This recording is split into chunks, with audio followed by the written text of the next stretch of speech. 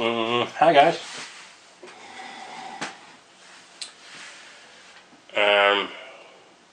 Obviously you can see a lot of boats here, and 1 second.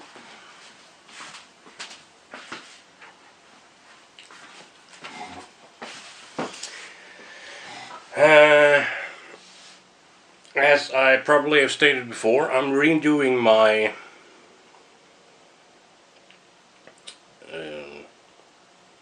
model segments. So let's get started. You're gonna see a lot of boats here, but we start with these. This is the USS Nautilus.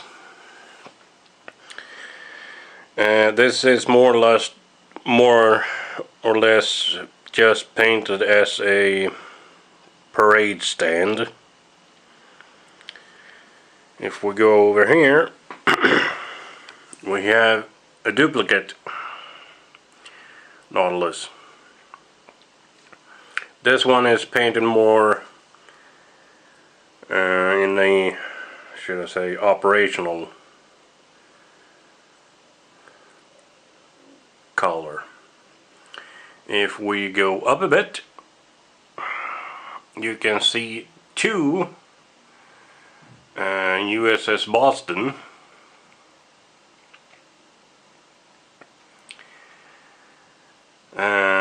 This one is obviously navy colored.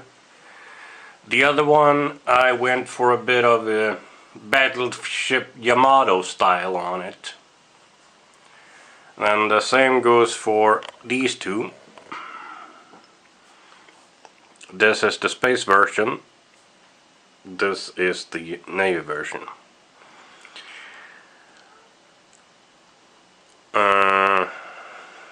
So this one's called hang on, I have the instructions here. So if we set you down, there we go. You see the tail end of my submarine there.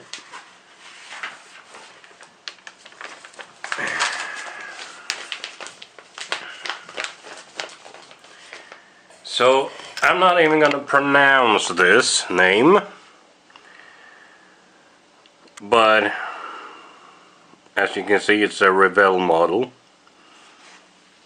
It's a 3-for-1.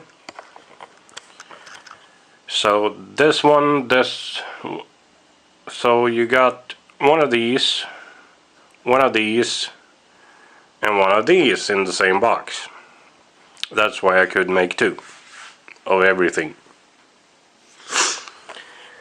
This submarine I just masked off above this red line here and took a saw pretty much. Actually, not above the line, it was below it. Sorry, below it. And I must have come out. I must have touched this with something hot, because you can see in pretty heavy indentation there. And I was planning, or yeah, I'm actually planning it. This V1 rocket, or whatever it is, I'm gonna show it later, or tell you what I'm gonna do with it later. Anyway, if we go up here, you might remember this if you saw my military models or vehicles. This is the ambulance that stood in the scenario video. It actually stands inside the troop transport that ferries personnel up on shore on D-Day. If we go over here, you see my anti-air gun and I actually think this is a gun transport truck, and they're standing in a vehicle transport boat.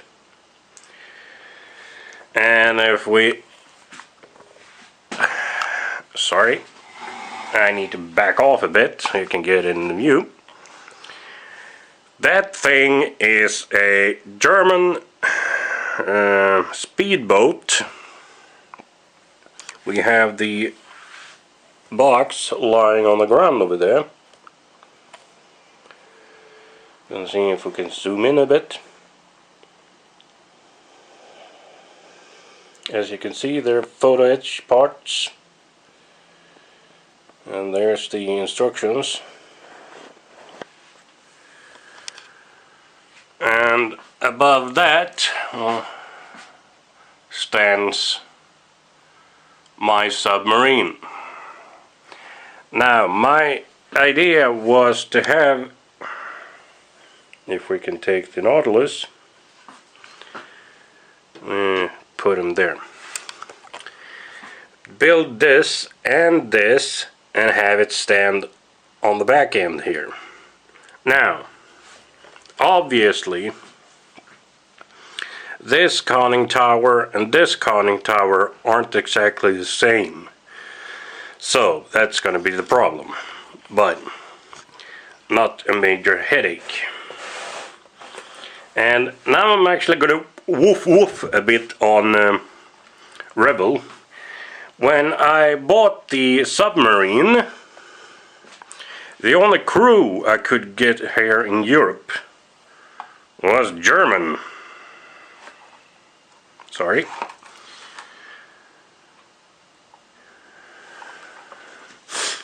And when I tried to place them on the